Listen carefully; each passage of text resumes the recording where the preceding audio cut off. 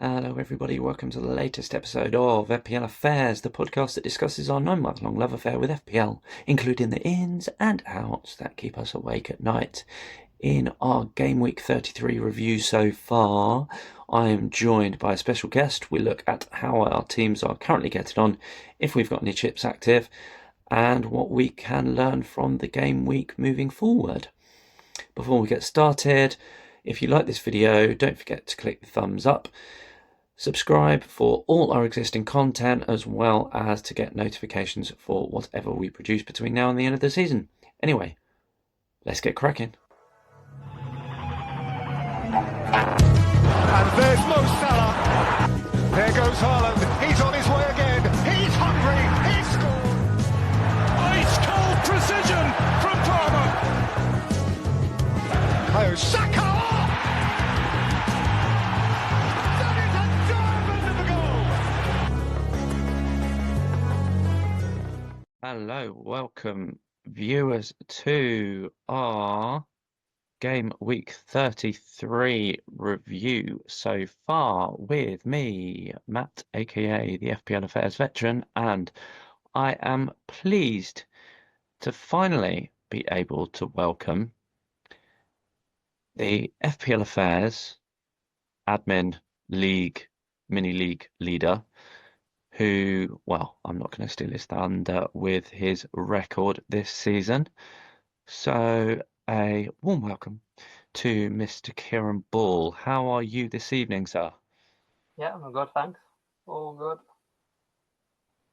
So I thought, because it is about time our league leader finally came on, before we review this week, he gives us a quick review of how his season, or should I say your season, is getting on. So yes, that will be before we get onto our Game Week 33 review. So on screen, I've put up your rank so far, what vaguely makes sense. And actually, spoiler alert, from looking at the data, the overall rank has gone up to 13,500. Yeah, because of bonus point off Kevin De Bruyne now. Also, not doing too bad actually. Yeah, surprised me out this season. how's it compared to previous seasons for you? Say well, starting off this season, I wanted to try to get into the top 100k, so you can kind of guess how well it's doing compared to the previous ones. Because the highest I ever got, I think, was around about 160k, if I remember correctly. So yeah, at the moment I'm flying high at the moment. Have you done anything differently this season? I think the main thing that's worked out for me this season is the chips working out right. They've been, I think, the major impact of me triple captain Haaland in game week 2, uh, and then me bench boost working out in game week 32, and yeah, I say it's just all of them kind of just working in my favour, luckily. At the moment, and the assistant manager as well. In game week 24-27, that holds me quite a few points in as well. So I think it's just a mixture of all them chips kind of helping me get a bit further up than I usually am. If I remember correctly, did you do for the assistant manager, did you do the Moyes to Emery route? Yeah, that was it. Yeah, that was it. Yeah, and kind of worked out with all of them. A triple captain hat trick Haaland Yeah, in game week 2.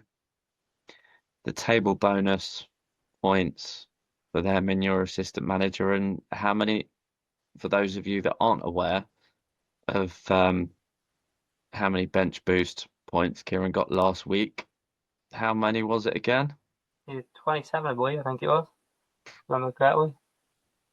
So 27. yeah, got lucky with the double bomb defense, which again. So I think yeah, my transfers have worked out quite well with me. Or different differential transfers even there, but the main thing is the chips have fell in line for me this season. Mine mm, might have been rubbish, to be fair.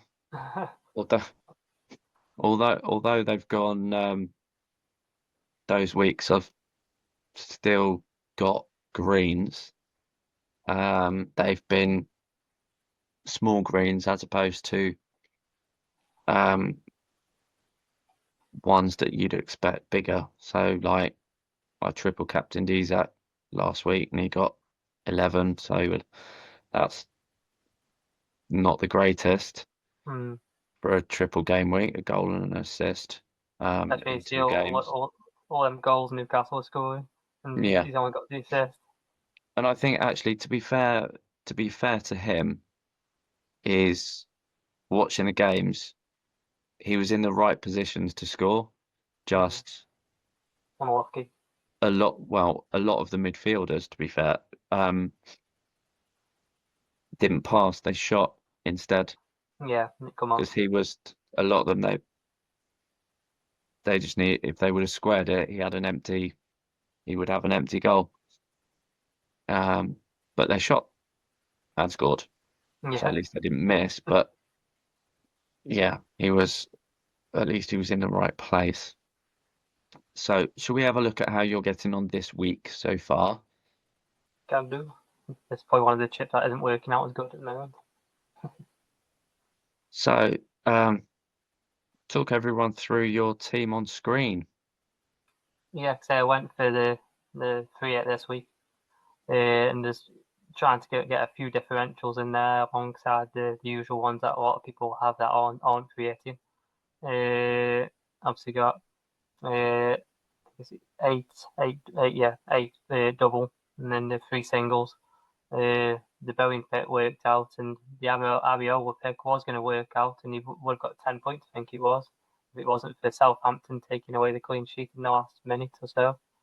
Mm, And that would have put me on a green arrow at the moment, but unfortunately, because that got wiped, it took away Boeing's three bonus points down to one, as well as Ariola's seven. So it took away 9 points off me, I think, overall in the end. Uh, so yeah, I would have been on a nice green, but yeah. So apart from that, my other differentials haven't really done too much apart from Boeing. The Boeing has not really done tons, unfortunately, and I'm hoping Marino might be able to pull it back a little bit for me tomorrow if he hopefully starts. mm. Yeah, so you've Yeah. got triple Arsenal and double Palace to come tomorrow. I'm hoping someone out of them can pull it back, apart from Mm. Saka actually, because he's a spy. Uh, but yeah, Yeah. So how are you looking so far with points this week and ranking? yeah. Obviously, only on 54 at the moment, so I'm still five below the safety. It's knocked me down a little bit in rank. Because at one point when I was looking at it with the West Ham game going on, I was up to 6k at one point with 1 point. And yeah, that's gone, and then the differentials haven't paid off at the moment. So yeah, I'm down by a couple of thousand at the moment, but hopefully I might also get back up to hopefully try to get onto get as close to the safety as possible, so it's not as much of a drop. But either way, you're pleased with the season overall so Yeah, far. yeah, definitely pleased with my obviously my original target being top 100k, and now want to do top 10k. I've got to try, and that's why I went for a few differentials this week, trying to get into top Mm. 10k, and it did How work many out briefly for a bit until the bloody Southampton goal. But, how many but yeah, apart from that, how yeah, many I'm points are you happy off? with well, everything's going at the moment. Yeah. How many points are you off the top 10K? Oh, I'm not too sure. I haven't looked recently. I think when I looked the other day, it was 5 or 6, but it might be a bit more now. Yeah, either way, Live FPL was saying Legend top 0.14% of the players in the game anyway. Yeah. So no, I Mate. definitely can't grumble. Can't grumble at Mm. all. Well, as you said, you used your free hit this week. I've got my bench boost active, and as it stands, I've got Raya left to play. He's on 6 points. Martinez is all out with 4. Kivio I've got left to play. Guardiol's all out with 7. Munoz currently standing on 5. He's left to play. Concert finishing with 3 points. Bradley's 5 after the yellow card knocked him down, but he got the clean sheet. Spy Salah blanking with 3, so I'm happy with that. Sar's left to play. Saka's left to play. Savinho, I'm definitely going to have to address that because, yeah, he played in the first game, blanked, and didn't come off the bench tonight. So, yeah, that definitely needs addressing going into game week 35. The reason I said 35 is because I'm free hitting next week. So, hey ho. Rogers 7 points, just a single point tonight, added to his 6 from the weekend. Marmouche, disappointing. Yeah, 8. had Marmouche as captain, haven't Yeah. Double game week, and he blanks in both games. Nice. And Mateta blanking so far, but I wouldn't be surprised if his 2 points changes into 3 or 4 come the end of tomorrow. we? Hopefully starts. Mm. And yeah, to be quite honest, I think I'd be content with all the Palace blanking and getting a double Arsenal clean sheet. I think that's what I'd probably prefer for tomorrow. Maybe Arsenal 1-0, Saka. Yeah, because Saka's not a sparky, is he? Lucky for some. Yeah. But I think it's something like any when I looked at the weekend, any point for Saka gets me 50, 5-0 places, only 50 rather than in the thousands. He's that highly owned. So yeah, with all those considered, I'm currently on 64 points, safety score of 57, so green by 7 points. My bench boost, which sitting on the bench, it doesn't show it in this image. I had Martinez, Konsa, Bradley, and Isak. So my bench has got me 14 points from 6 fixtures. So pretty pathetic. Could be worse. Mm, Could be worse. Could be better. Could be worse. Could be a lot better. At least you got into double figures. Mm. So an impact on my rank at the start of the week. I'd got inside the top 200k for the first time this season. I was at 192 after an abysmal start where I was, for those people that have forgotten or are unaware, after game week 10, I was ranked 4.5 million. So I was not expecting to get anywhere near last season's ranked, and I don't think I'm going to get anywhere near there either because last season I was finished 20, either 26 or 28k, one of the two. But yeah, I'm just sort of creeping up.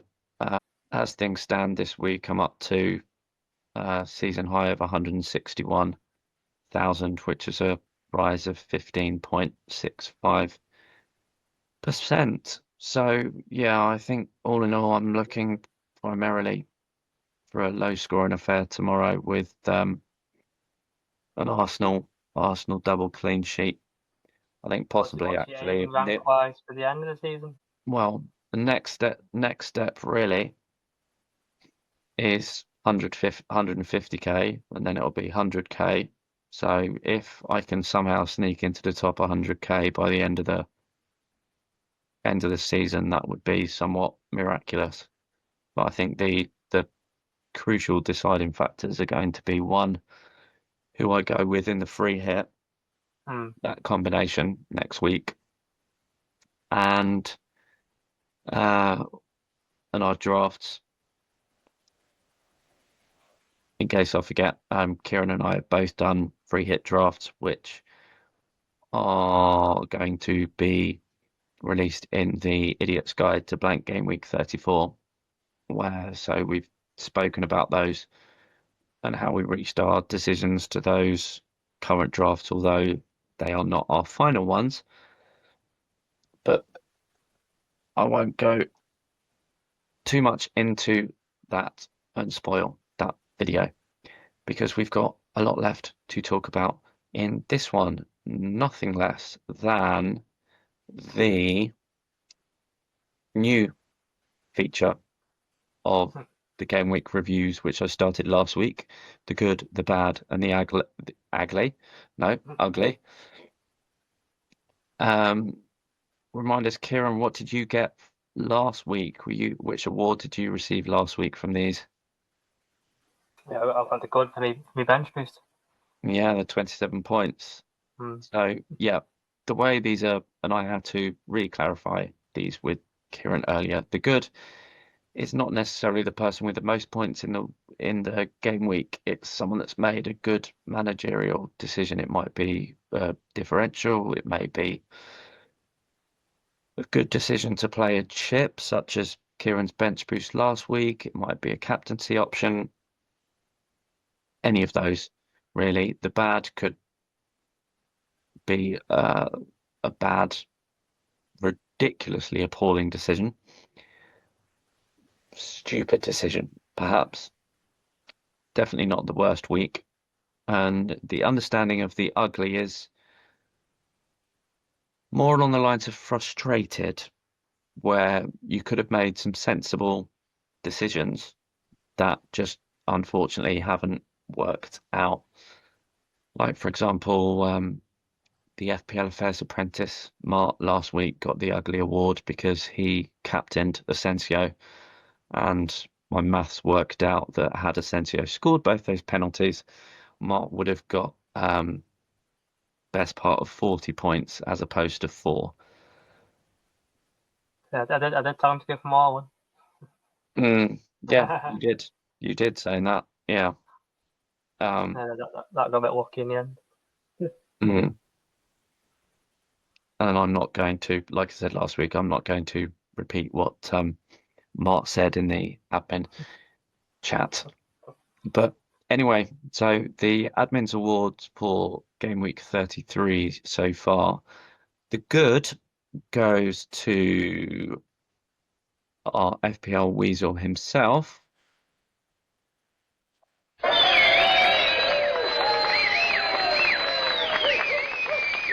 For primarily out of the 3 transfers he made is the Isak to Watkins switch. Although Watkins was benched tonight, Isak blanked in the Villa fixture at the weekend and Watkins returned with 12. So that in itself was a good shout. I think a lot of people didn't brave it because of the Watkins minutes risk, but yeah, he had a good game at the weekend. Have you owned Watkins much this season? I have done. I can't remember when I got rid of him, but I have done early on in the season, yeah. But I can't remember. I did get rid of him, but I can't remember when it was. He's been a bit hit and miss. Mm. Well, you got good last week for your bench boost decision. This week, sticking with your bench decision. If only he still earned places on your bench.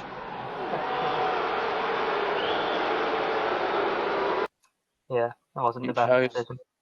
yeah, choosing to bench a Liverpool defender against Leicester, who have failed to score at home for what is now 9 consecutive games. Yeah, I got blinded by the double game week players. I think a lot of people have. I already had a few single players like Bowen and Salah and who's the other one? Aviola. I'll forget that. But yeah, I'd say yeah, I just thought it'd be too many single players, and I thought I need to keep the double game week players up to have as many players as the people uh, that Who's your I got like 10 or 11 players, but obviously or that are bench boosting this week. So I was just trying to didn't want to put another single player in, but yeah, he backfired. just a bit, just a tad backfired? Yeah. And the ugly decision, the ugly award this week is not quite over, but the reason it's got the ugly, frustrating thing is because although it relates to transfers, the transfers were sound investments going from single game week players to doubles. Unfortunately, the single game week players seem to do rather well. The transfers in, to be fair, have gone okay so far, but it goes to Mohammed because he chose to remove Mbermo and Konate in favour of Rogers, Saliba, and Kivior. Livramento got 0 points, so that going to Kivior, which is 6 points upwards since he's still got a game to play. Konate's 9 points. Saliba stands on 6, but who knows what we'll get tomorrow. And Burmo's 18, replaced by Rogers' 7 from his double. So, yeah, what you're... Mohammed took making those changes, cost him 8 points. It was a -8 to do those. Oh, so yeah, I think if my maths is correct, he's already 8 points down just from the points, and then obviously 8 points down from the hits he's taken as well. So he's -16 at the moment now. Yeah, because 18 Konate, so 20. Yeah, so Mbermo, Konate, and Livramento, 27 points. And Roger Saliba and Kibior at the moment are 19. So yeah, -16 down plus the 8 for the hit. So yeah, for Salazar and Kirill to do something amazing tomorrow to make up those 16 points. Yeah, there's even a clean sheet for Arsenal. That would be 12. That would make up 12 points unless Saliba or Kibior get bonus. If it doesn't work out, I could swap over with Mohammed. I could just be the ugly and he could be the bad. Maybe. But it is a fine line between bad and ugly. These could just get messy if Arsenal concede. Because it would be very frustrating. But yeah, so that's this week's The Good, The Bad, and The Ugly. The good going to put our admin Paul for his Isak to Watkins switch. The bad, Kieran's choice to bench Konate against Leicester. And the ugly, Mohammed's taken a -8 and removing Burmo and Konate. So, yeah. What do you feel we could have learnt from this week so far, really, with one game to go? Not to trust double game week players as much. I think a lot of us fall into that trap. And yet, everyone does it every season. Every season. I think it's fear of missing out. Because if those double game week players do haul, and you've missed out, don't you? But then that's why I tried to a good mixture of single players and the double game week players. It nearly worked out, but Southampton had other ideas for that. So yeah, but I think carrying on the point and the lesson of putting too much faith in double game week players. So far, Villa and Man City have finished. It's got Arsenal and Palace left, but Aston Villa, one player in particular hauled at the weekend in Watkins. He was benched in the second fixture, and there'd been talk going into the fixture because of Europe and so forth, and Rashford supposedly being the first choice number 9, that he was a minute's risk. And that goes to prove he started one, benched the other. I don't know if he came off the bench at any point tonight. Yeah, I think he did. He's come off and got a point. Other than him, no Villa players got double figures cumulative, but they did have a tough pair of fixtures. But then even Man City, none of them made double figures, I think, cumulative over the week. So it was differentials for each. I think Nunes did. Nunes. Yeah, I think he's the only one. Yeah, which nobody owns, so it won't make any any major drastic decisions. I mean, other lessons learned. I think Manchester United and Tottenham and those clubs still in European competition. I think those lessons learned from last week still stand um, with those. So with this trap of double game week players, then how's that going to impact your way of navigating 36 and 37? Because those weeks are predicted to be the same relationship, have the same relationship as 33 and 34. So Yeah. any teams doubling in 36, blank in 37. Well, I'm just gonna try to plan my transfers to try get in as the players that are most likely gonna be playing in that double game week 36, and just have to work my way around it with transfers really with it around them 2 weeks because obviously all the chips are now used. So yeah, you have to try. I think if you haven't got any chips left, you've got to try and plan your transfers out over the next few weeks.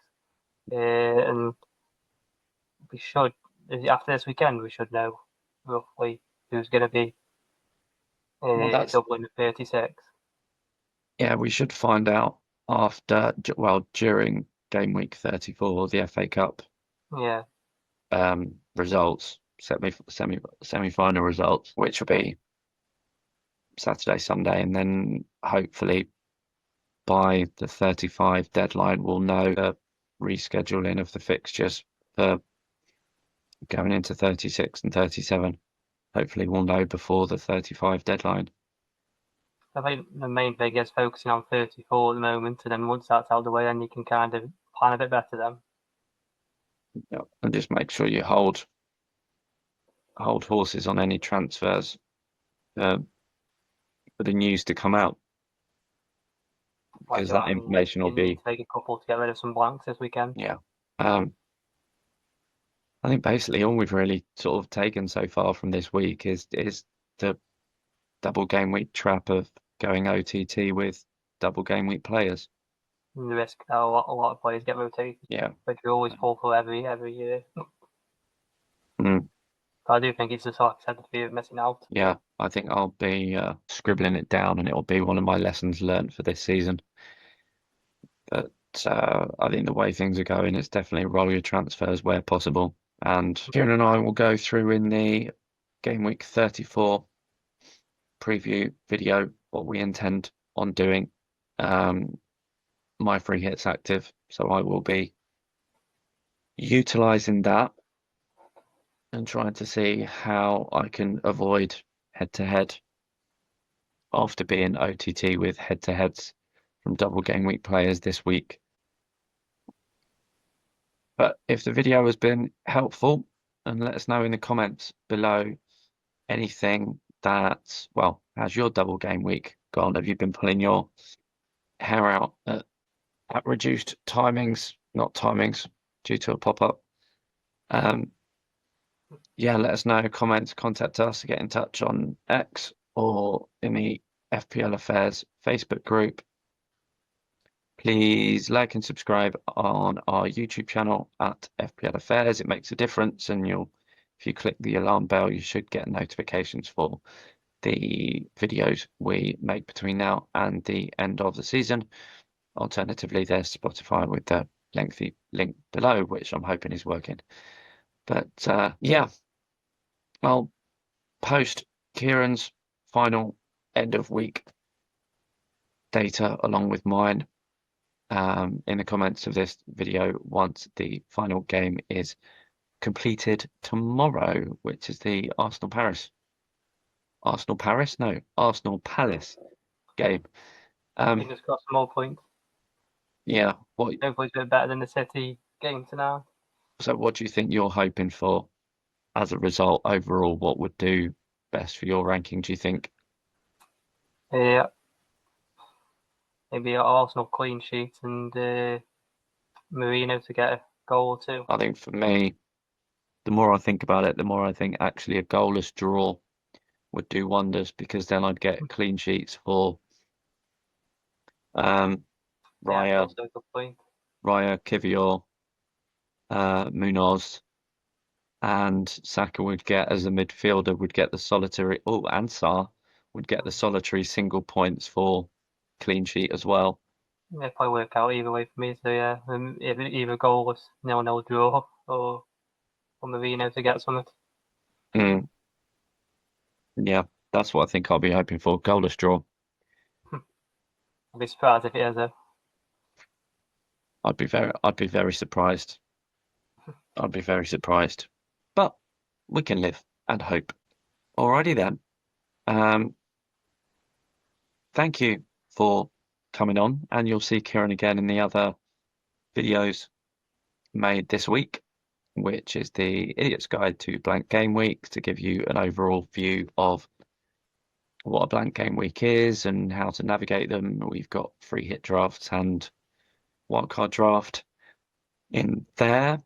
And again, those will be shown as well as Kieran's transfer plans, as you're not on a chip, are you?